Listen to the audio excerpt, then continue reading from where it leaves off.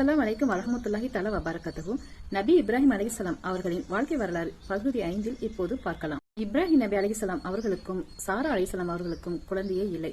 அதனால சாரா அலைஹிஸ்ஸலாம் ஒரு முடிவு எடுக்கிறார்கள். ஹாஜிர் அவர்களை இப்ராஹிம் நபி அலைஹிஸ்ஸலாம் அவர்களுக்கு திருமணம் செய்து வைக்கிறார்கள்.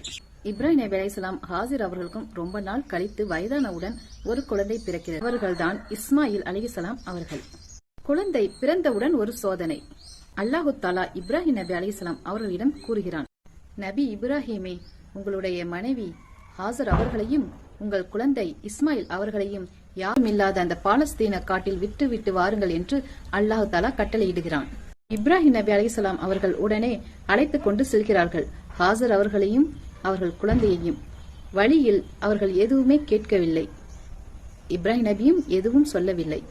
மக்கா வெறும் காடு, அங்க தண்ணீருக்கும் வழி இல்லை, ஒரு வாகனம் கிடையாது. அந்த இடத்தில் விட்டு விட்டு இப்ராஹிம் நபி அலைஹிஸ்ஸலாம் அவர்கள் எதுவும் சொல்லாமல் செல்கிறார்கள். அப்போது ஹாஜிர் அவர்கள் கேட்கிறார்கள், என் கணவரே, இப்படி விட்டு விட்டு செல்கிறீர்களே, நாங்கள் என்ன செய்வோம் என்று கேட்கிறார்கள். இப்ராஹிம் நபி அலைஹிஸ்ஸலாம் அவர்கள் எதுவும் கூறவில்லை.